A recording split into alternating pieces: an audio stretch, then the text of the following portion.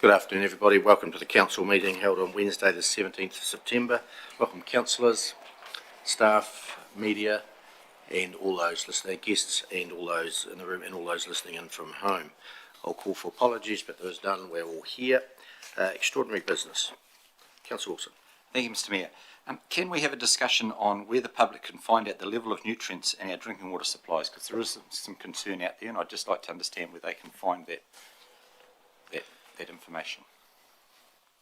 Yep, we could take that discussion and we can put that as number 9 on our agenda for discussion with no decision making today.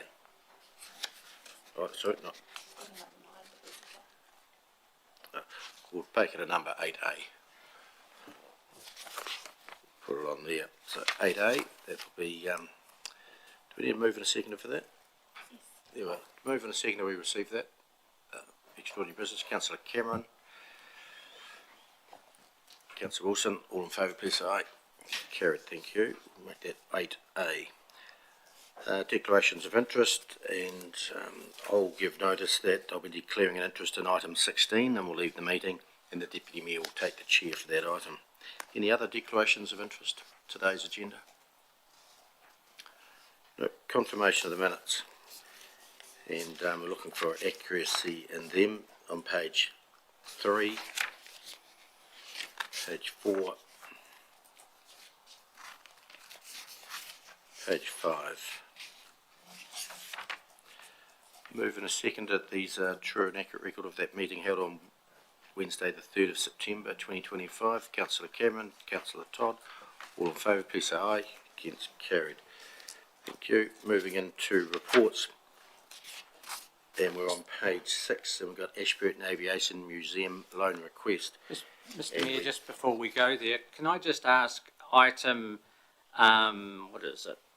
Item 12, Ashburton Community Water Trust, the need for that to be in public excluded, please. We're talking ratepayers' money here and I feel they, could be interested, so. Neil? Yes, through the chair, that's typically commercial activities and involves negotiations between parties, and we typically deal with those in public excluded. Decision will come out of public excluded at the appropriate time? That's correct. Happy with that, Councillor Ellis? Not really. You understand why? Okay, so we have the Aviation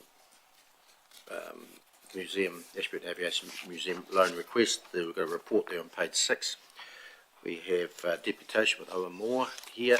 Owen, you have approximately 5 minutes to speak to us, after which councillors may ask questions of clarification. So Owen, the floor is yours. We have your report, we've read your report. Come forward, you can. Yep. Thank you. Well, you've all read the report, so I guess you know what we're doing. But roughly, and I'll just keep it short, 2.5 to 3 years ago, we decided we needed a new building. And so we spent a year drawing plans and doing all that sort of stuff. And then 2 years ago, we started getting serious about raising money. And we're now at the pointy end of it, really. We've raised just about $2 million in 2 years, or 2.5 years. So from our perspective, pretty good result. And I guess that comes back to the people of Mid-Canterbury, doesn't it? Most of this money has come from the people of Mid-Canterbury.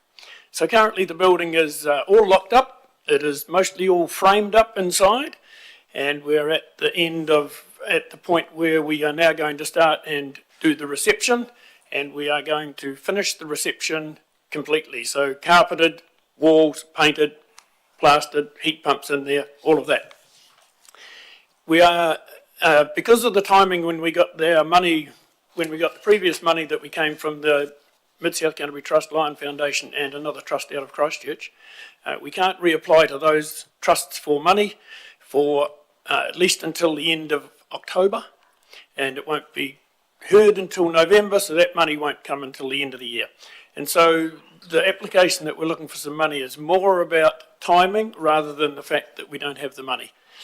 And so although we have been talking on a 20-year term, we would see that we would have it paid off far sooner than that. It's going to be great. If you're out there now, anytime, come around and have a look. It's amazing inside, and on the document that I gave you and is in the agenda to your meeting here, it says that the function centre will have room for 200 to 250 people. In actual fact, when I look back at the council consents that we have for it, it is 370 people. So it's a big function centre, and yeah, beautiful windows to look out, and we're pretty chuffed with the whole thing, really. So, yeah, that's real. I think most of you people know what we're doing anyway. I don't need to go into the really details. Some people have been out there not long ago for a function, and so, yeah, I'm happy to take questions. Thanks, Owen, and thanks. And yeah, I have been out there with the chief executive, and myself went out. You invited us out to show us through. It wasn't quite. It was moving along quite quickly, which was great. It's good to see. It's a great big building, hangar, which is it'll house aeroplanes, obviously. Yeah, great facility. So if we can assist, that would be helpful to you. Councillor Lovett, questions? Just had a question. The money you're looking for is for the building project.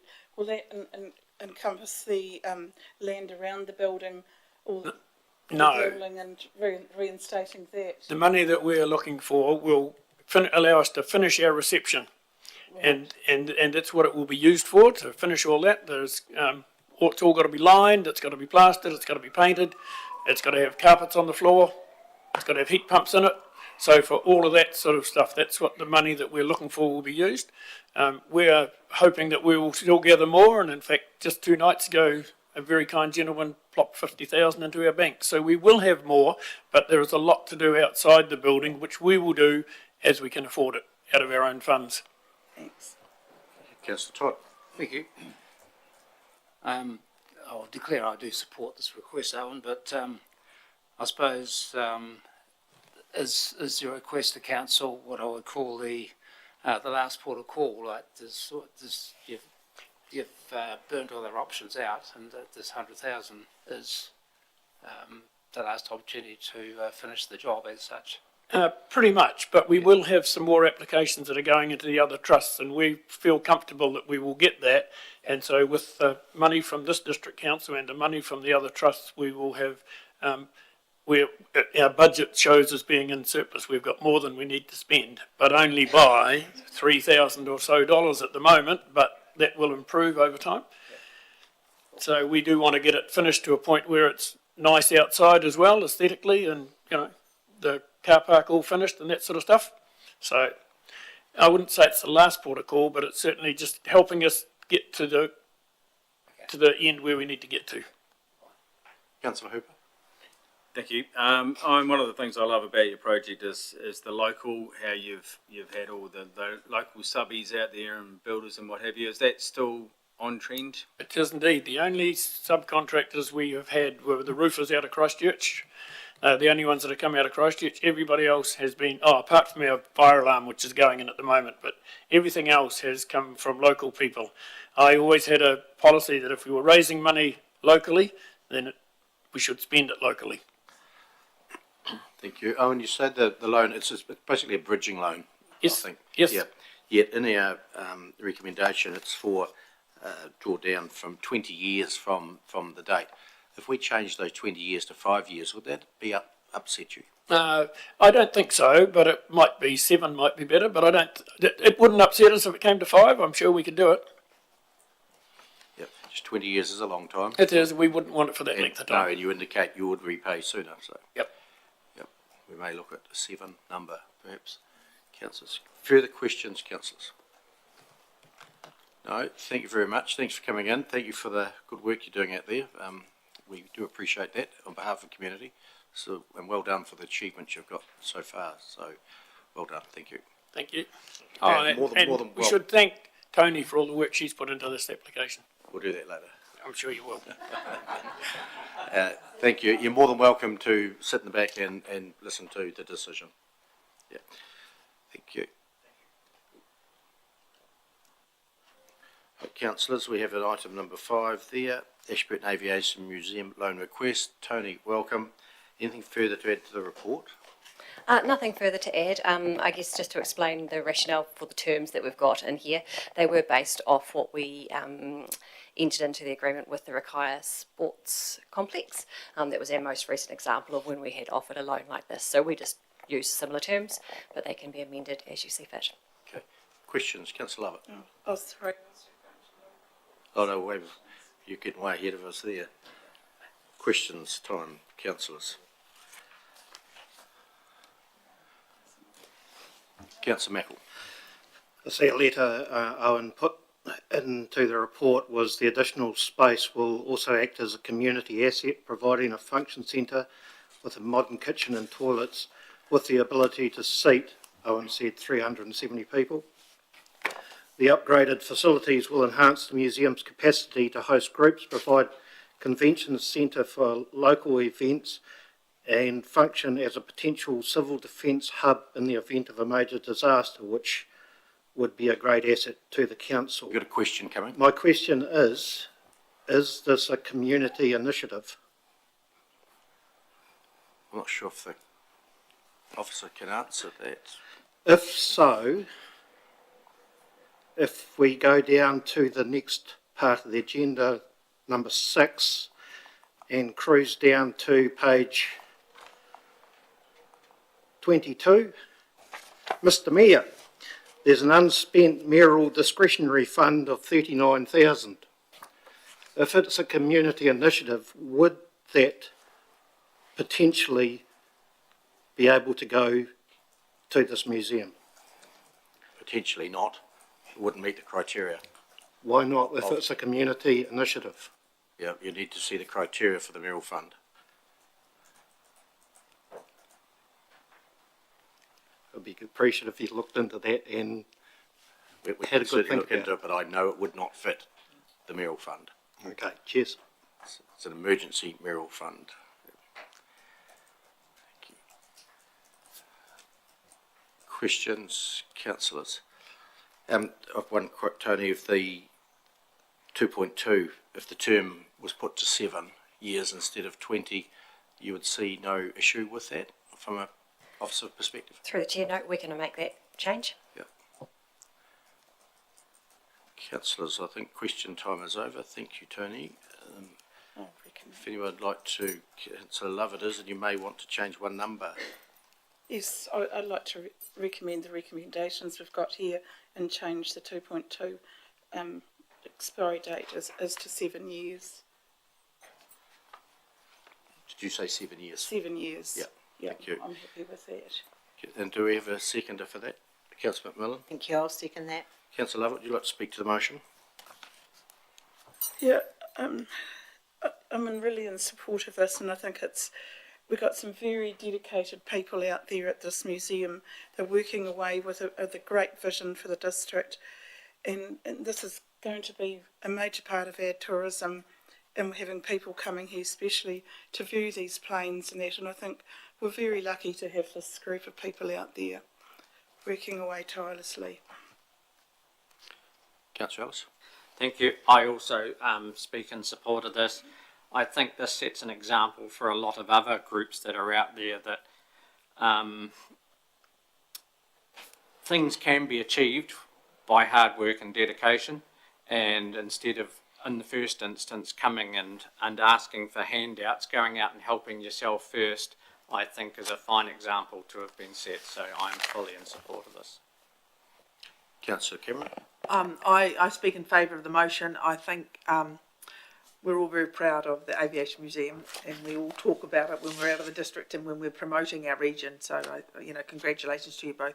I would prefer it to be 10 years, but I'll go with the majority on that. I think that Owen mentioned in passing 7 years would be better, but does that put pressure on them? I don't know, and that's the last place you want to go. So I would prefer 10 years, and I don't know if that would be a consideration around the table or not, to give them a little bit of, beg your pardon? Oh, can I move an amendment to that? Can, if you wish. Is it now time? I'd like to move the amendment to that we support the motion and we ask the Aviation Museum to repay it monthly over a period of 10 years. Do you have a seconder for that amendment? Just raise a hand. Councillor Ellis, seconded, moved and seconded. Speak to the amendment, if you want. Well, initially it went in as 20 years and we cut Yep, now. yep. Oh, sorry, beg your pardon. I'll wait till the end. No, you have to speak to it now. Oh, right. If everyone go off and let Carolyn come on. Phil? Thanks, Cheersville. Initially, we did put it in the document as 20 years, which Owen mentioned in his communication that they want to repay it earlier. The Mayor suggested 5 years. Owen mentioned, or perhaps 7 years, and I feel that we should give them 10 years to take the pressure off them out there at the Aviation Museum, because I think we know that they're a reliable source of, a lot of people are working hard out there, and they'll reliably try and pay it back as early as possible, but I don't think we should be putting undue pressure on a community group. So I prefer 10 years. Speakers to the amendment? For or against? Councillor Hooper? No. Councillor? No. Councillor Todd? No. I'll put the amendment. All those in favour, please say aye. Carried. Against? Sorry. Carried. So the amendment becomes the motion. Then we'll speak again back to the motion. Speakers for or against the amended motion. Councillor McMillan. Thank you. I was going to speak in support of this, and I think even though I seconded the 7 years, I think 10 years is probably a wee bit more appropriate, because just gives you a wee bit of leeway. But I'd like to congratulate you. I think you said you've raised $2.5 million in 2 years, which is a huge achievement. And I've been out there and had a look at the building in progress, and it's a fantastic job. And I think this is at least what council can do to help support this. So, yeah. Thank you, Councillor Hooper. Thank you. I speak in favour. It's a wonderful attraction at the airport. Drags many people into our district from around the country and overseas. And a wee bit of work that I've done with Owen and the team out there, you can just feel the passion that these volunteers have for the place. And it's so cool. So well and truly in favour. Councillor Todd. Thank you, Mr Mayor. Yes, I'd just like to congratulate Owen and the team from the Aviation Museum. What they are achieving out there is really quite amazing. Great collection of planes, and now you've got a facility that will be able to accommodate the new additions that they may have. So I believe you're putting the Ashburton on the aviation map. You are attracting visitors from all around the world to view. So we've got something that's definitely worth keeping and promoting. Further speakers for or against the motion? No, I support the motion. I think it's a great initiative. It's that last little bit of bridging finance to get the job completed, and if that's our small part we play, that is great. And the ratepayer will get their money back as time permits, up to 10 years' time. So supporting the motion. If there's further speakers for or against, if not, I'll put the motion. All those in favour, please say aye. Against, carried. Thank you. Unanimous. Thank you. Well done, gentlemen. Our next item is number 6 on page 15, and it's the carryover funding from the 24-25 year. Gordon and Helen.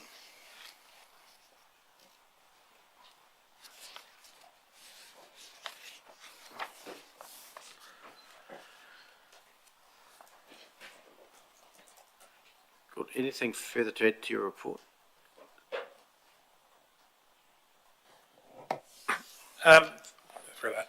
The main thing that I'd add would be that during the process, we did take a thorough a review of the appropriateness of each individual transferred item that we're seeking, whether that be CapEx or APEX, and in all instances it's suitable to transfer the funds forward.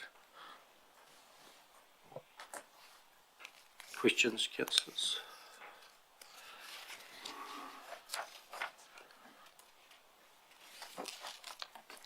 Councillor Cameron. I just have a quick question. These are the carryovers from the year ending June 30. Is that correct? Yeah. Can we get a heads up, because they've been essentially carried over, haven't they? Or they're carrying over because we're in September now. Do we get a heads up prior, other than the activity briefings, of the carryovers and when they'll be coming? And So in the monthly results that came through for year end, or the draft results, there were indications in there identifying if there would be carry forward sought. So that was the initial briefing and the initial kind of, this is what we're looking to do. And then this report is essentially seeking your approval to now transfer it forward.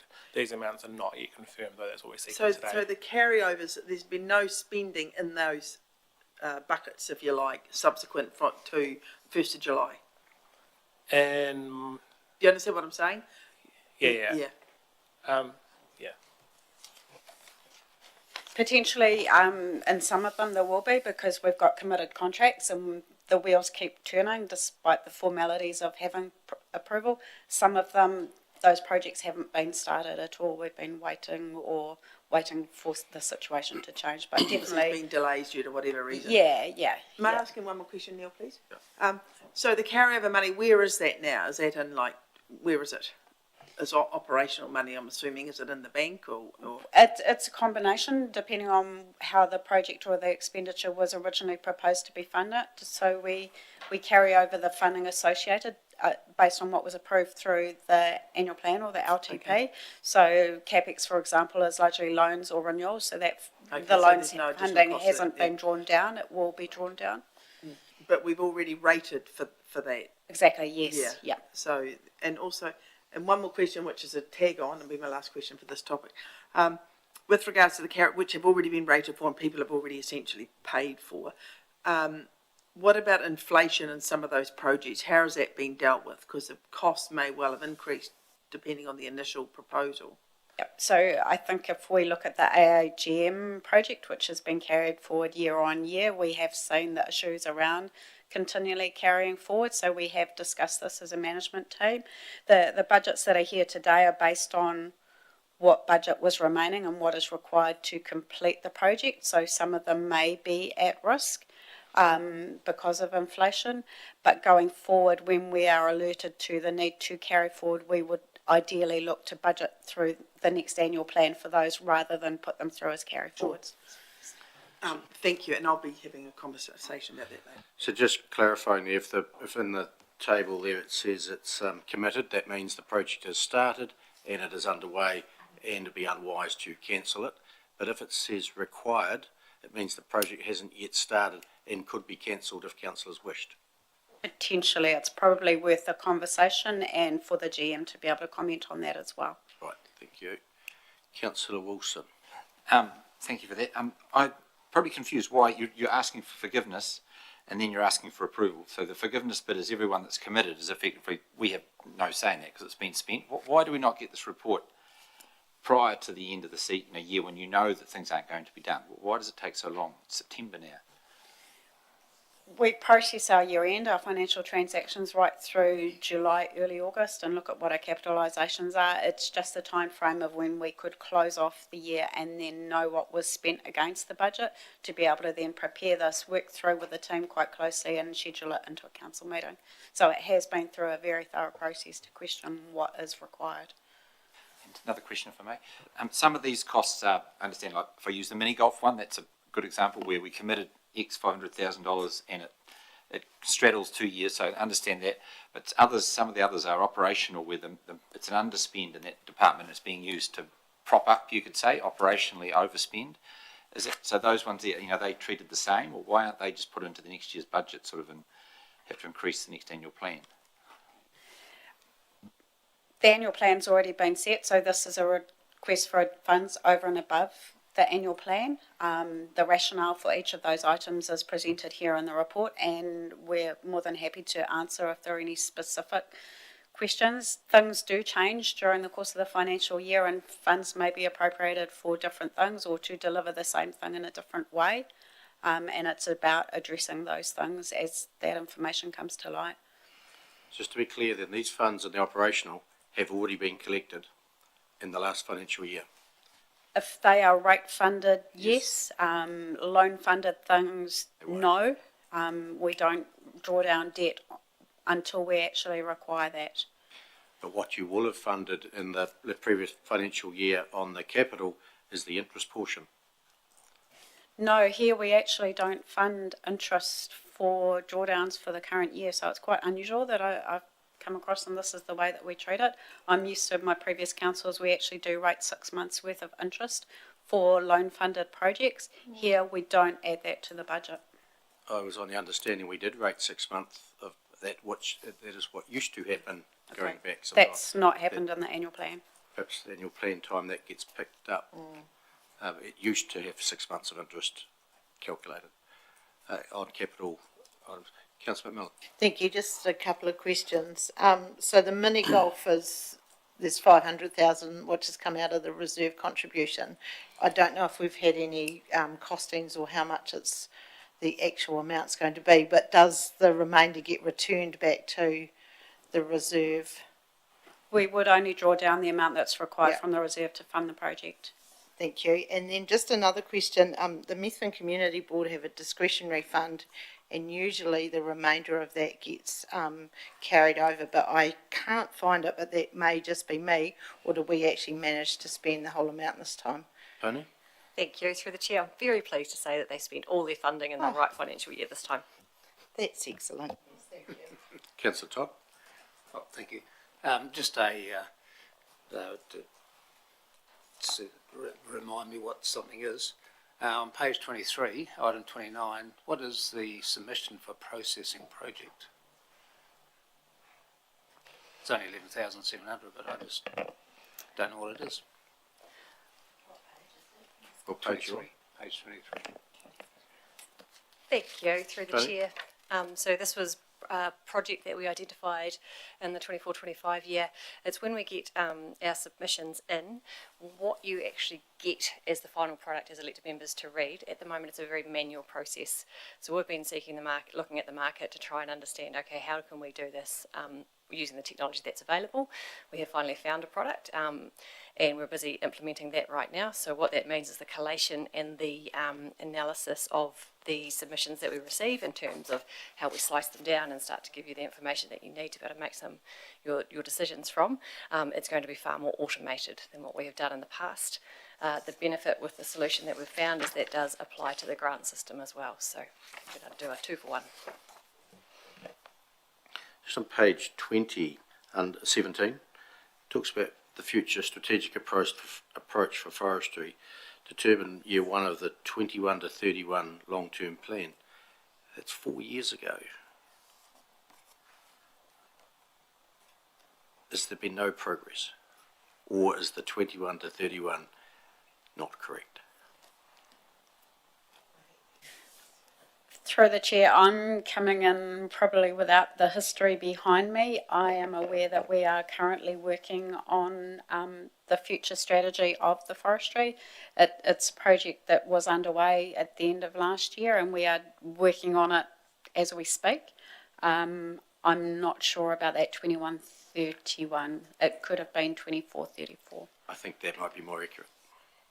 Thank you. Councillor Wilson? It's a broader question. When some of the carryovers, when does the carryover become a new project? Because obviously some of these big ones of 1.8 million, they've been a while. When do they actually effectively fall over as a project and have to be revisited again? Through the chair, I think that's a good question and a conversation with the council, and it's probably something that should be visited through the annual planning LTP process.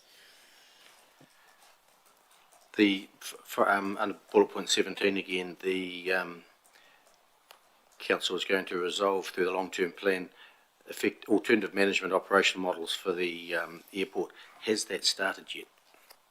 The work is currently underway in that space. Right, thank you. Councillors, any further questions? If not, there's a recommendation there.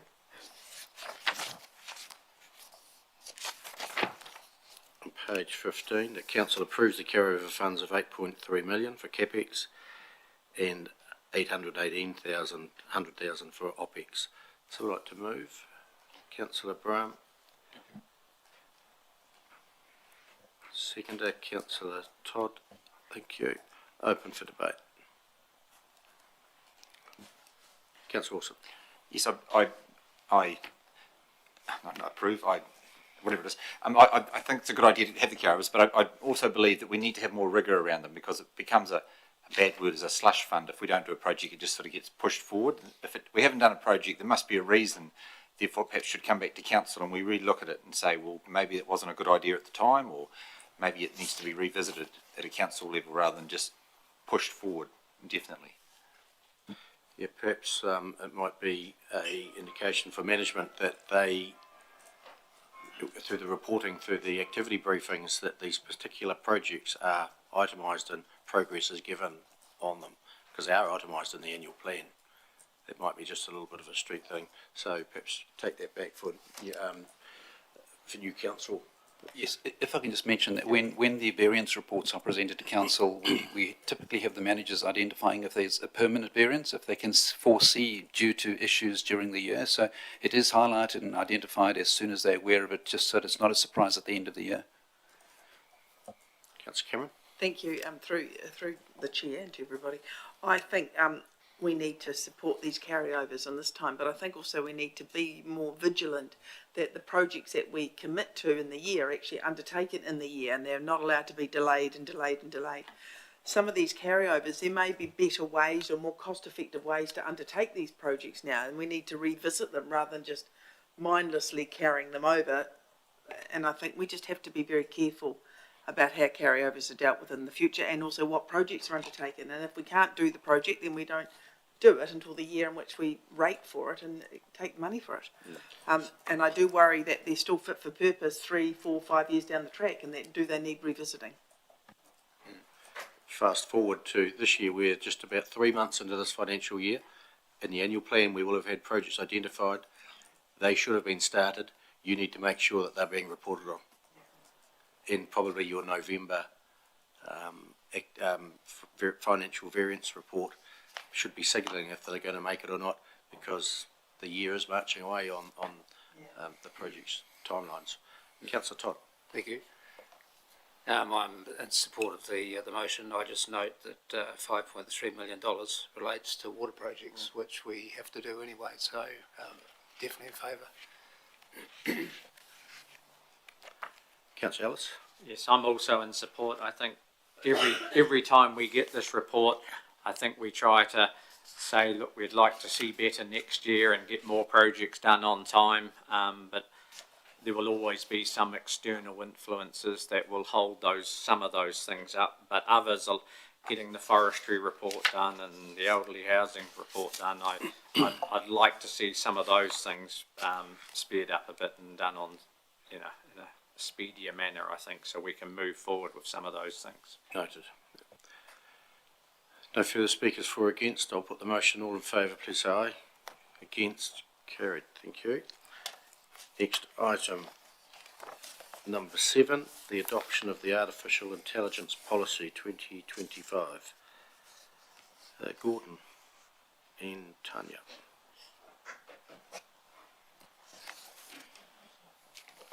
Anything further to add? No. Questions, councillors?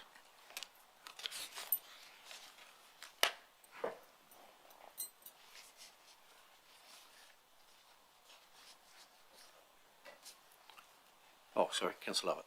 Yeah, I agree we've got to have a policy, but when it's been used under the document, will it have a little caption there that AI has been used to generate the report? So one of the user guidelines is around labelling AI content, and we've tried to take quite a pragmatic approach in this case, that it's really up to the officer or the user to be labelling. If a report is sort of substantially AI generated, then yes, it should be, but if you're using it to rewrite an email or something smaller, then that you wouldn't label it. So again, it's going to be evolving as AI evolves effectively. And the other question I was just going to ask is, when you look at some of the AI generated stuff, it just seems to be very wordy. I hope we're not going to go down that track. You'll kind of reread and cut out a lot of the nonsense, because our reports are long enough now, and I was looking at the climate change one, it may be this, it may be that, and I just don't want to see that in future reports. I want facts, actuals. Through the chair, yeah, completely agree, Councillor Lovett. I guess there's two aspects of AI. It should make us more efficient if we're using it well, which should mean shorter rather than longer. And really, the second point is it's really up to the officer to be, if they are using an AI tool, to then be having that manual oversight and making sure it's an appropriate use and not doubling the size of a report. So, Right, thanks. Councillor Wilson. I see you have mentioned in page 29 the national guidance, which refers to the public service hour framework, which is adopted by the government. So has that been, because that's the government will look after us, you would say, in local body point, overlooking it. Has that been intertwined in this document, do you think? Through the chair, we've taken, I guess, the key points out of it, and there is a lot of alignment between the documents as well, but as I mentioned in the cover report, the purpose of our policy is being specific to local government, so taking what the government has in terms of its overarching strategy and its visions in those two documents, and trying to align and making sure there's nothing inconsistent. So that was a work on following the workshop, so we did go through that process. Councillor Todd. Thank you. Just on page 39B, the scope policy applies to all elected members, staff and contractors, etc. So do we get instructed on this as a council, or what, what's involved, like with AI? Through the chair, yes. So one of the next actions, or an action that's going alongside this, is around education. We've recognised, and it was picked up in the staff consultation, that there was, an interest into, what is AI, what are these terms, etc. So we're looking to build out an education piece which will support officers in their use of AI and help them get the maximum out of the tools that come along in the future years, and ones that are appropriate through in your use, which there will be. What they may be, we may not know at this time, but we'll make sure that the council is supported in their use as well. Councillor Hooper. Thank you. That's great news, Gordon. I see you've sort of signalled an annual review of the policy. Is that annually going forward, or is it reasonably flexible? Because obviously this is an ever-evolving beast, and it may be, something all of a sudden pops up 6 months into that year, and you think, we need to address this. Is that sort of how you're rolling it out as far as review goes? Through the chair, yes. That's precisely it. It is an evolving field. It's fast moving. What we have today may need to be tweaked. And I think we'll take that on. The year gives us that opportunity. Obviously, as things come along and we think they're meaningful and effective on the policy, then we'll come back and change that. Councillor Merkel. Thank you. Just going on with what Councillor Lovett was saying, with it being recognised as such, how much AI was used in a document or whatever, would it not be, if the officer was using it, could it be marked, like whether it was high, medium or low use? That would be an easy, and then as councillors we would know, if it was heavily used, we wouldn't, I believe we wouldn't need to know. The 6.7 on page 38 answer that question of the policy.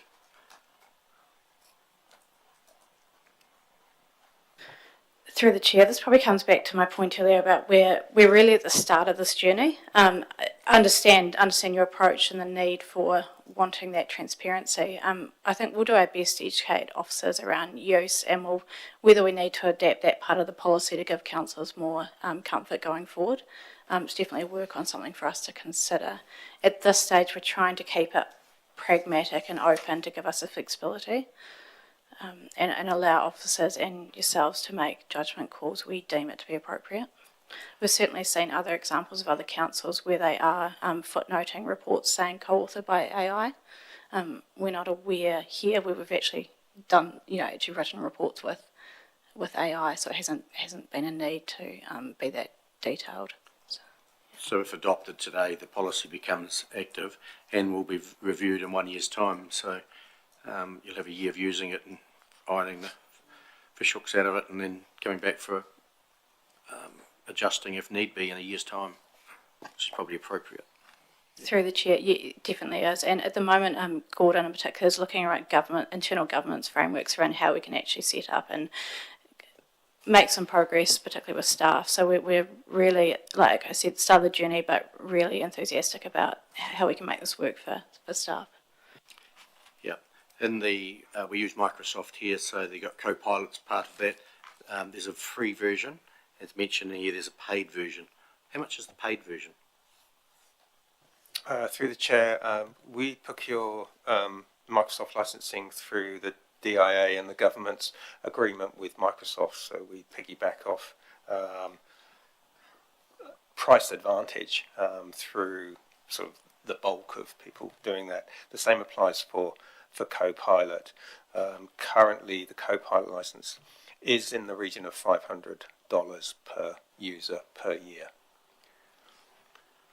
So the use would be selective then, if it was a paid version. Yeah, that would be that is correct. Thank you. Further questions, councillors? Nope. Thank you. Oh, Councillor Hooper. Thank you. Going forward, does staff efficiency fit into this policy? And I'm just thinking of,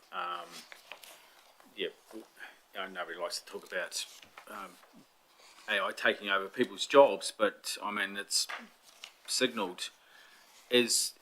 Will that be looked into, and will it be via this policy? Through the chair, just on the efficiencies, speaking to other councils and other government departments, who have a much widespread use and adoption of, say, Copilot or ChatGPT, depending on which route they've gone down, they're all reporting that there's general uplift in efficiency through the use of the tool. Just in some of the examples that we spoke of in the workshop, of those general administrative type things. So there seems to be a evidence that there's some general efficiencies that can be made immediately through the use of the tool, supporting officers in the jobs that they do. Beyond that, there are you get into specifics of particular, applications and what have you, which will bring more efficiencies involved. And we're seeing more and more of that over in the providers that we work with here at council. Your point around the jobs is what we see today is not what we will see in 5-10 years' time. It will advance, become a lot more established, become a lot more secure and trusted in what it's doing, its capabilities, and hopefully affordable as well. But where we are today, it isn't about replacing individuals. It's about providing them with efficiencies, freeing their time up to balance more, detailed, more complex work, perhaps, and afford more time to that than the drudge, the repetitive stuff that we all have to do in our day-to-day work. That's where people are focusing on. How can we lighten the load of officers to free them up to do more complex work? Okay, we have pressure at the coalface regarding rates, etc., and part of our role is to look for efficiencies. So we would be, remiss if we weren't saying, well, do we really need two people there when they've all of a sudden become very efficient and now one person could do that job? So I'm just... I think it's for the chair, it's a fair question, and I think, but at this time that's not where it is. But as I say, in 5 years' time, you could be having a different conversation. Thanks. Thank you. Things like question time is exhausted. Thank you, Gordon and Tanya. Thank you. We've got a recommendation there, councillors, that we adopt the Artificial Intelligence Policy 2025 Is there a mover and a seconder as it stands? Councillor Todd, Councillor Lovett. Open for debate. I'll kick off. I think efficiency is certainly AI. Probably will give efficiency, as Councillor Hooper talks about, but it needs to be defined. What efficiencies will we gain, and what will they roll into? Will it be dollars? Will it be time savings? What will it come into? So I think efficiency needs to be defined in the future. I think AI is probably the biggest thing since the cell phone and sliced bread. It's this is going to be big, and we're going to have peoples, I think, to see that it is accurate. And that'll be where things will move to. How accurate is this AI? It'll certainly churn out the words, but will it be what we want? Will it be accurate? That's, I think, yeah, it'll be a moving feast. And excited with AI as well. Good. Any further speakers for or against the motion? Councillor Lovett. We have to go forwards with it, but I just don't want to see everything being generalised like AI does. I don't want us to lose the critical data and facts retaining to this district, because you see everything's done today on modelling, and they forget about the old stats and statistics we have, and we've got to be very careful where we head, I think. Councillor Hooper. Thanks. I just wanted to say well done to Gordon and the team. With the this is a massive, ever-evolving beast, and to sort of squash it into what they've done is a great job. Further speakers for or against the motion? If not, I'll put the motion all in favour. Please say aye. Against? Carried. Thank you. Next item, number 8. The adoption of the policy review statement proposal for draft gambling policy and draft dangerous and insanitary buildings policy. Welcome, Mark, Lou and Femke.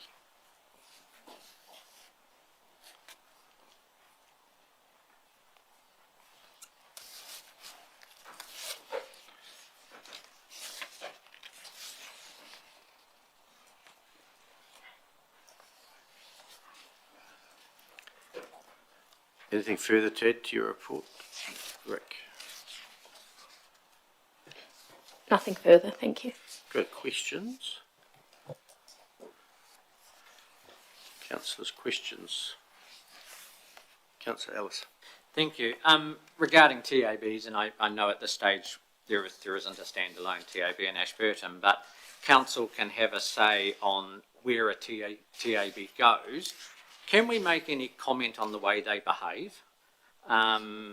Because I know of an instance personally of a problem gambler getting phone calls from the TAB offering to put $100 into their account if they matched it.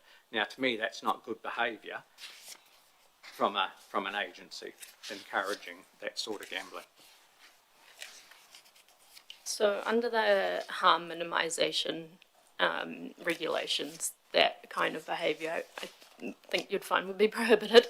As far as council's input into it, our input is where they can establish and trying to mitigate harm through the location or proximity to other venues, high deprivation areas, places of worship or sensitive sites.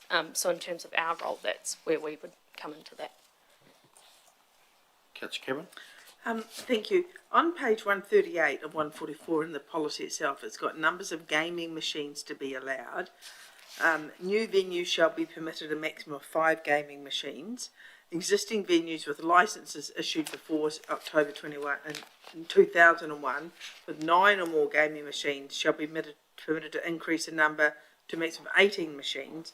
And if they've got 7 or less, they're not allowed to go any more than 7. I don't understand how that works out. So the big ones can get bigger, but the small ones have got to stay small. Have I understood that correctly? It's all to do with the commencement of the Act. So any venue that had a consent prior to the Act coming in. Which is 2001, is that right? So the commencement was 2003. Okay. So it's drawn a line in the sand essentially of all of those venues prior to that. can retain their consent conditions. Where the Act comes in is setting out those dates to bring in that new legislation and that new regulation. Yeah. Okay, thank you. Councillor, Just, I was a bit shocked with the figures, how much is spent in the Ashburton district and that, but just wondering, is there research done, because we're only capturing what's going on in businesses in these gambling places, the online gambling, it's huge. Is there any research there, because nowadays you can use the people's credit cards or whatever they're using online to give us a better tally of what's going on in the district? Yes and no. So the way online gambling works at the moment is Lotto and TAB have their apps, and those participation and expenditure rates are recorded through this data. What's not recorded is the offshore online gambling, which is completely unregulated in New Zealand at the moment. So there is work being done through a new bill to bring more regulation into that. But sorry, I don't have the page number in front of me, but in the report there is some kind of anecdotal evidence and data. I think Kiwi Bank quoted about $30 million per month was being spent on offshore online gambling, but there are no real statistics and reporting at this stage. Right. I just sort of wondered, look, with our community organisations, there's no shared information coming back through there about problem gamblers or that. You know, I think going forward we kind of need to strengthen this policy, and you know, times are getting hard. Sorry, I will just add to that. So in terms of problem gambling, we don't get information on what caused them to report or seek intervention. So potentially online, people who have problem gambling on those offshore online sites may be seeking intervention in New Zealand, but we can't differentiate. Yeah. Councillor McMillan. Thank you. Through the chair, just on the TAB, so if there's a racing event on, trotting event or something, the TAB's set up there. So is there any restrictions on how many windows they have open, or how does that work? Yes, so there is a whole raft of harm minimisation regulations. I'm sorry, I'm not completely familiar with it, but within those acts and that legislation, there's things around advertising, so they're not allowed to have external advertising and things like that. But I can find out. So it doesn't come underneath this? No, so council policy wouldn't have any control over that. Yeah. Okay, thank you. And just another question, if that's okay. Is it usual for, so we're putting this out, if it's adopted, it goes out for submission, and it's the next term of council that will hear the submissions and do the deliberations. Is that normal? I think we may have done it once or twice in the past. I guess it's just timing. Can't help it. That's correct. It's just a timing element in terms of just being able to get it through the process. This is our 3-year review cycle, so that's just the way it's landed, really. Okay, thank you. Just have a question for myself on page 44, point 19, under bullet point 2. 6.884 was lost to pokie machines. What does that mean? So the report, we interchange expenditure loss and gross profits all as the same thing. So essentially that is what the person, so if someone's put $100 in and they haven't got any money back, so they've lost that money. So it's turnover minus what's been paid back is your loss. Right. So I think the question was raised during when we had the workshop on this. So if we put $10 into the pokie machine and won $100 and left it in there and then spent the $100 and lost it, does the community get back $10 of the percentage back, or do they get $100? Or 110 actually? Does that make sense? So sorry, just to clarify, you're saying if someone put in $10, they won $100 off that $10 and they then reinvested the 100. So the community would get back all of that essentially. So it would be the $10 that they've put in would be recorded as the loss. So for dishing the monies out to the communities, a certain percentage, I think it was at 45%, goes back to the community. Would they get 45%, if that was the number, of the $10 or the $100? This is a good question. We raised it It's at something. the workshop. Yeah, you did. Yeah. So it's something that we can go away and clarify for you. Yeah, because in fact you could have taken the $100 out and moved to the machine next door, put it back in, which would have been a fresh 100, Yeah, that's like the fresh 10 that we did. Yeah, that's right. So it would be helpful to know that is. Councillor Todd. Thank you. Congratulations on the report, big report, but well done. The poker machine expenditure in our area is 6.8 million. Does that include the turnover that goes through the MSA and RSA, or are they separate? Yes, so that includes That does include all them. venues. Yes. Okay. I find it interesting when you divide areas into high deprivation areas or whatever, particularly in Methven, when you've got two hotels within 100 metres of each other and they're in two different areas, you know. So I know that's how they're zoned, but they'll find that quite interesting. Councillor Brown. Thank you. It might be one for Michael. I'm looking at section B. What are the dangerous buildings we have? Or how do we know that? Page 47 starts on. Through the chair, the dangerous buildings generally come after a fire, so that they become structurally unsound, and you may have half a house left, or just the debris of loose iron flying around. So the last 3 dangerous notice we have issued have all been in relation to fire.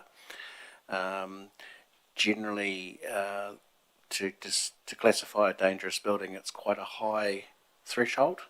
So it's got to be able to collapse under its own weight, not counting an earthquake. Okay. So you rule out an earthquake event, you've got to say that the building will collapse on its own. So it's a very high bar. So why is it separate? Like an earthquake, the thing comes down as well. I can't really answer that, I don't know. I knew I had one like that. Okay, so there's different areas. Yeah. Okay, thank you. So page 48 at the top, it's adding dangerous dam to the definition of affected buildings. How does that fit in, dangerous dam, into a building, into this policy? So through ECAN manage dams, the large dams under the Building Act, and a dangerous dam is classified when a breach of the bank or the side of the dam could burst under the pressure of the maybe increased water that's been stored after a rain event, or again, you can't exclude. You've got to exclude the earthquake thing. So, if there's been an earthquake and the banks have ruptured, you can't classify the dam as dangerous through that mechanism, which is a bit counterintuitive. But yeah, for us in our district, ECAN would handle the dangerous notice on the dam. Thank you. Further question, Councillor Wilson. Could I clarify that so a dangerous dam, is that one defined as a dam under the dam legislation, which was 4 metres high and all this, and not just because we have many farm dams and stockwater dams and all sorts of dams, so it's really only The large ones, so yeah, so you're correct. 20, I think it's 20,000 litres or more, and 4 metres high on the side. Councillor Ellis. Thank you. We have a partially demolished building in our CBD, which was caused by an earthquake, but is that building now deemed dangerous? That building we check every couple of years, and we touch base with the owner and keep nudging him along. But he has a current building consent to demolish, and he is actively demolishing. Even though it looks slow, he is actively demolishing that building.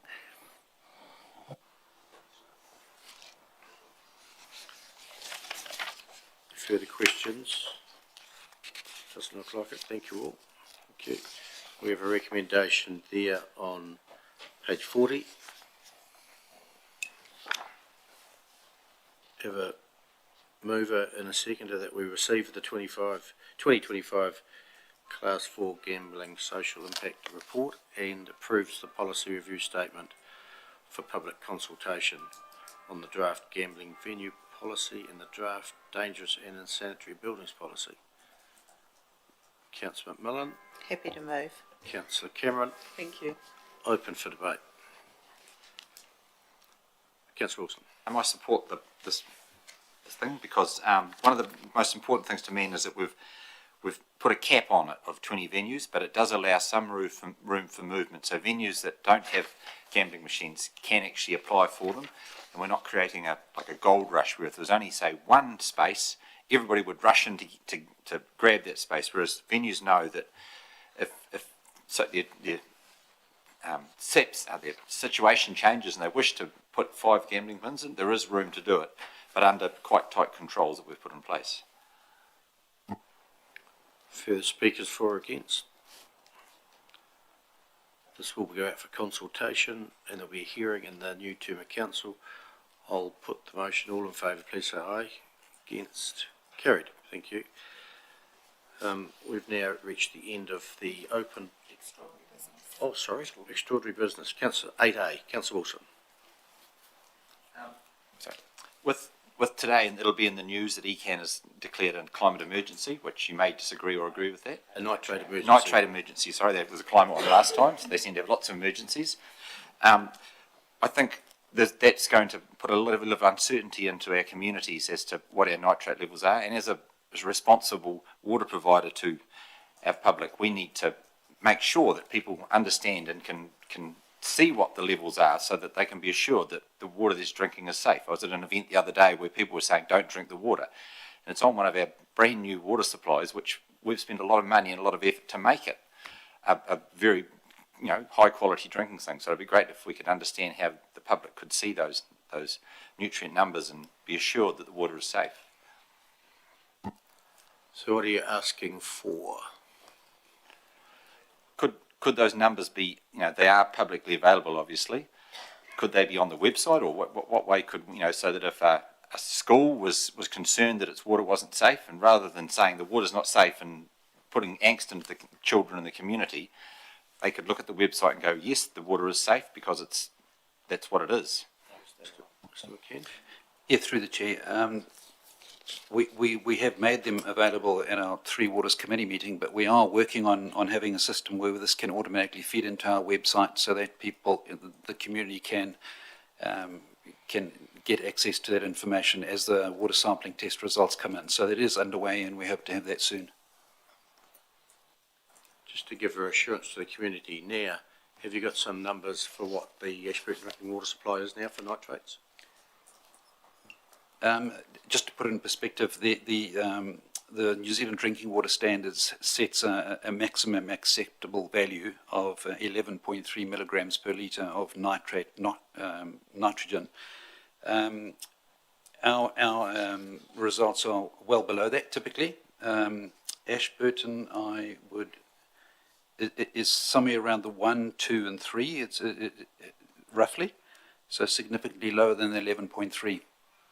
Heinz, what would that be, for example? Heinz, roughly about 6, almost half what the maximum allowable acceptable value is. For New Zealand? Yes. Yep. This is a discussion, so Councillor Lovett. Yeah, I was just asking, there's a public meeting coming up very shortly, and I was wondering, is it apt to just put a bit of information out through one of our feeds, just what the situation is, so everyone's not going to a public meeting getting wound up, and now with ECAN's decision today, I think we need to stand strong and put good advice out, some stats out what we've got. What's the public meeting you're talking about? On Friday night. So I think it's just timely to just reassure the public that we are safe and what we will put out is the facts, Put out the facts. People deserve to have the facts. of what our drinking water standards, Yeah. or what our drinking water levels are for nitrates in all our And I drinking know a water lot of supplies. farmers out there with deep wells. I mean, we're on the coast and it's about 1 point something or other, and we're not up there, and we've got to stop this nonsense. Yeah, we'll look at how we can get that out sooner than later, publicly. Thank you. Happy, Councillor Wilson, with Yes, that's great. The facts especially our supplies that we do. It'd be great to see that out there. Yep, thank you. Now that takes us to the end of the open part of the meeting. We do have new and long-serving staff coming in, and we'll have them back about 10 to 4 this afternoon. 10 to 3, sorry, 10 to 3. So I'll have the afternoon tea. So we'll move into committee now and take a move in a second for that. Councillor McMillan, Councillor Todd, all in favour, please say aye. Carried, thank you.